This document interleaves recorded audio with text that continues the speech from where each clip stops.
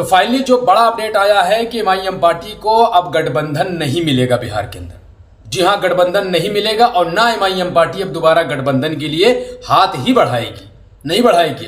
तो बिहार वालों, तुम्हारे पास अब प्लान बी होना चाहिए। प्लान बी कौन सा प्लान है वो आपको सुनना चाहिए। प्लान बी आपका यह होना चाहिए कि अब हमें जो मजलिस के लिए कोशिश करनी है वो एक साथ कोशिश करनी है और हमें अब गठबंधन से कोई भी लेना देना नहीं होना चाहिए।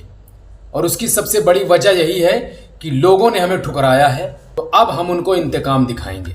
और वो इंतकाम यही होना चाहिए कि हमें अब कम से कम 30 से 40 तो लानी ही लानी है।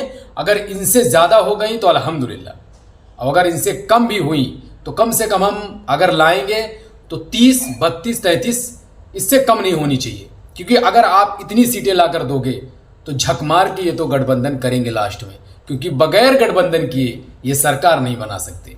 क्योंकि सबको मालूम है कि जो बीजेपी है वो खुद पर 101 सीट पे अपने कैंडिडेट उतार रही है, और जो आरजेडी है वो भी आ रही है, और जेडीयू जो है वो भी कम से कम 100 सीटों पे आ रही है। तो ये सारी मिला के एनडीए गठबंधन हो गई और इंडिया गठबंधन हो गई। ये सारी सीटें जो मिला के तकरीबन ये लोग 205 या 7 सीटों पे लोग ये अपना काम धाम शुरू कर रहे हैं। लेकिन उसमें से जो बनती हैं 40 से 42 सीटें जो बच रही हैं, उनमें जाके हमें ये प्लान करना है कि तकरीबन जो हमारा प्लान बी है वो यही होना चाहिए कि हमें कम से कम हमें 30 से 35 निकालनी है। अगर इतनी सीटें हम निकाल लेंगे तो 1-2 सीटें जो छोटी छोटी पार्टियां हैं वो अगर निकाल लेंगी तो हमारा पूरा काम बनता हुआ नजर आएगा। और हम ये भी देखेंगे कि हमारे सामने ये नाक रगड़ते हुए नजर भी आएंगे, क्योंकि इनको बगैर गठबंधन किए ये सरकार नहीं बना सकते। जी हाँ।